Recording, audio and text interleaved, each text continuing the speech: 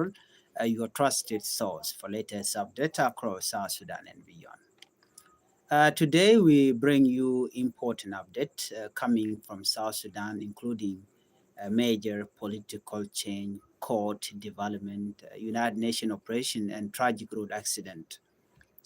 In today's report, we'll cover four major stories. First, the commissioner of Akobo County has officially left the opposition SPLM and joined the ruling SPLM party. Second, we'll talk about the legal team of Dr. Machar has raised serious question in court over digital evidence linked to a WhatsApp group chat. Third, the United Nations has announced plan to close its temporary base in Akobo in the coming week. And finally, we'll talk about, we report on a tragic incident in Shobet County where 3 people lost their life in separate road accident during the Easter holiday.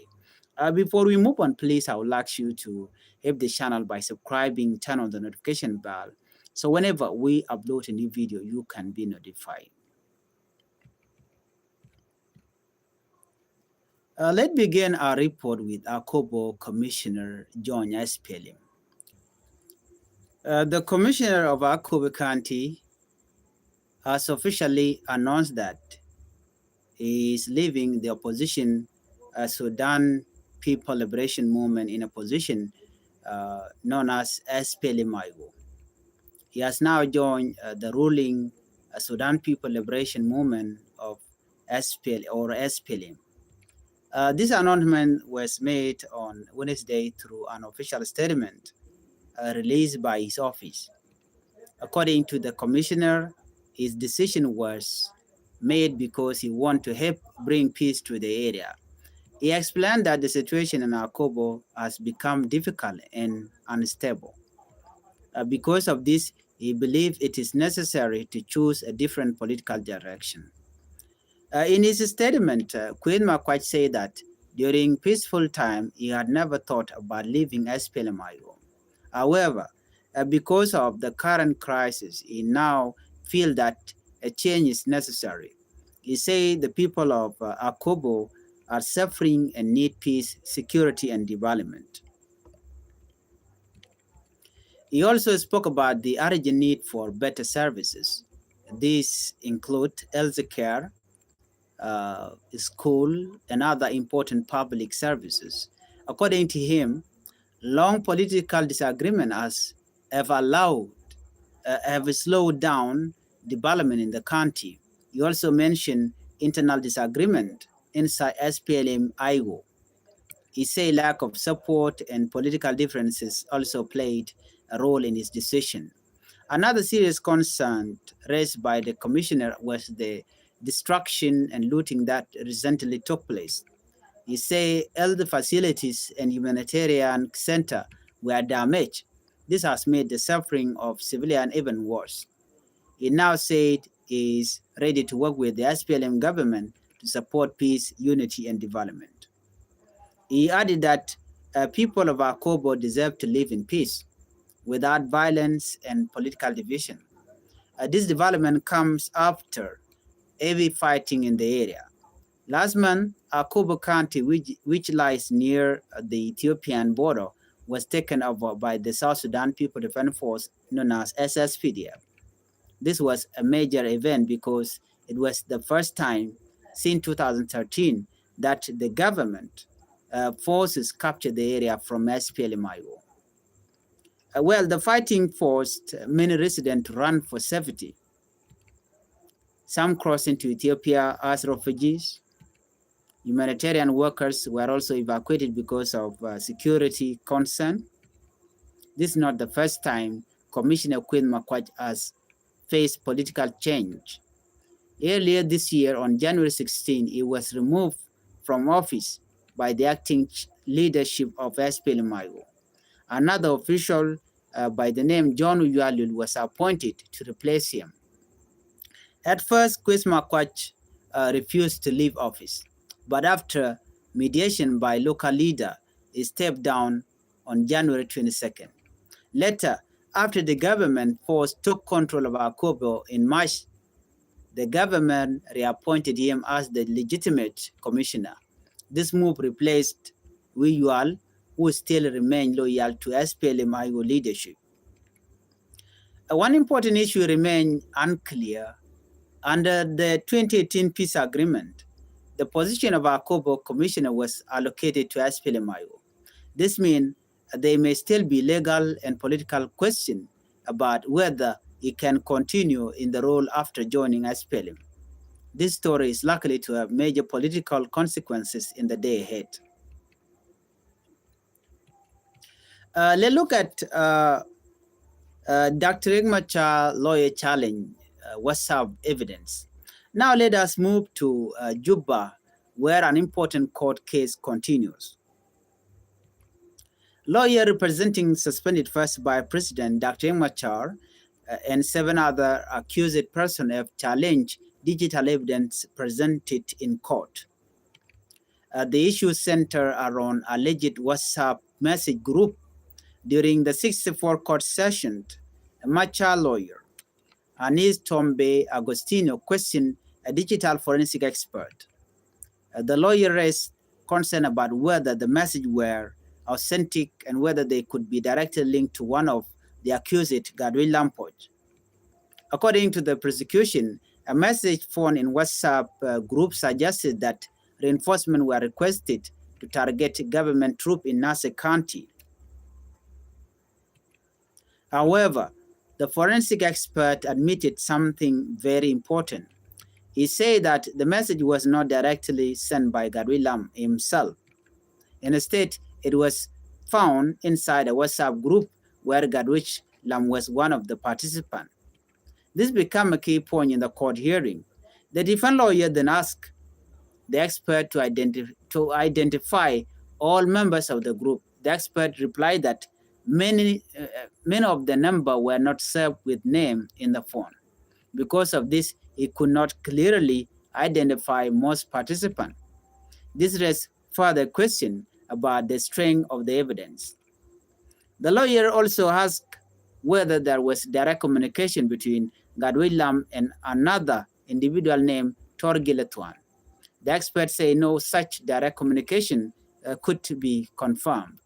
Another key issue was whether a message that referred to your people could be directly connected to Gadwi Lam.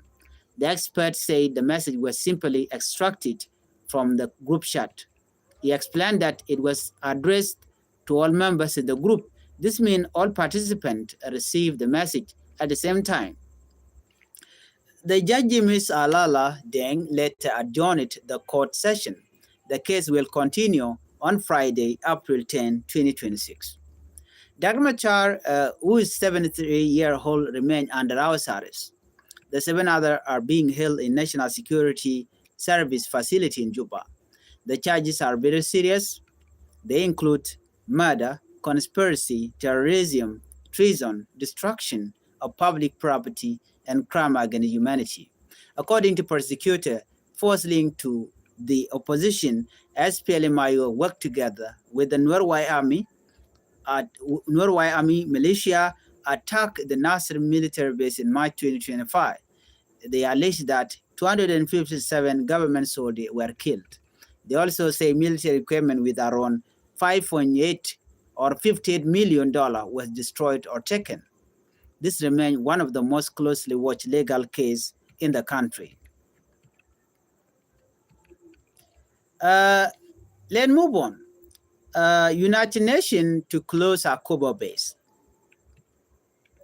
In another major development of the United Nations mission in South Sudan, known as UNMISS, has announced plan to close its temporary operating base in Akobo. This was confirmed on Wednesday by Francisca Moll, the UNMISS Chief of Communication and Public Information. According to her, the closure will happen in the coming week. She explained that the closure had originally been planned for December 2025. However, it was delayed because of worsening insecurity in the area. A peacekeeper remained there to support affected communities. The main reason for closure is financial.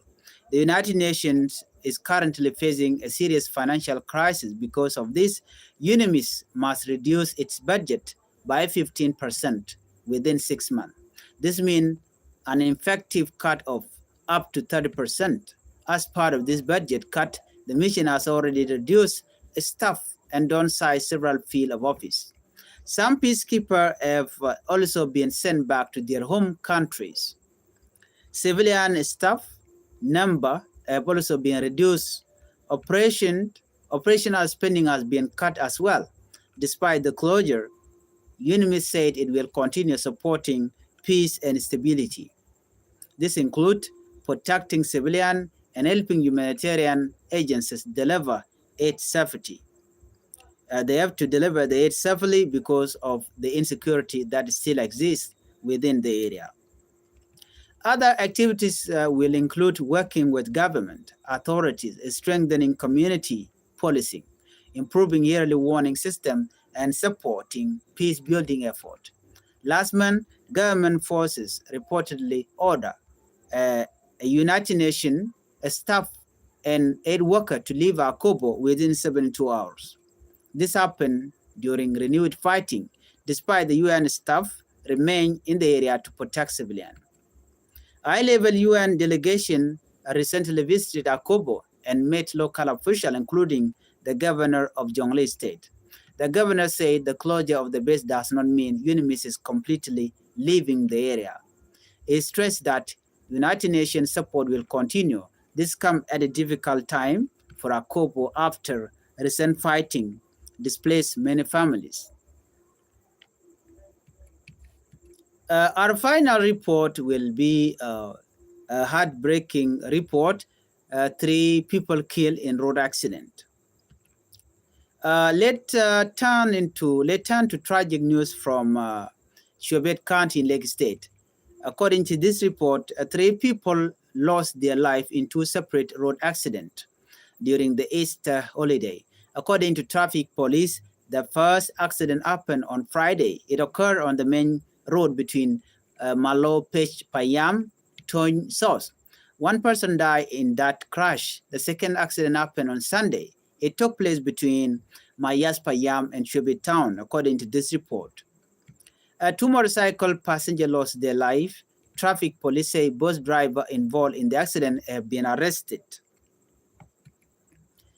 Investigations are now ongoing. Local authorities said speeding and poor road conditions were the main causes. The roads in the area are said to have many potholes and dangerous sections. Officials are now calling on drivers to slow down and follow traffic rules. Passengers have also been urged to remind drivers to drive carefully. Authorities expressed sympathy to the families of the victims. This tragedy is a painful reminder of the importance of road safety. That's all for today. Major news update from South Sudan. Please let us know your thought in the comment section below. Do you think the political change in Akobo will bring peace? What do you think about the court case and the UN closure? Don't forget to like, share, and subscribe for more breaking news updates.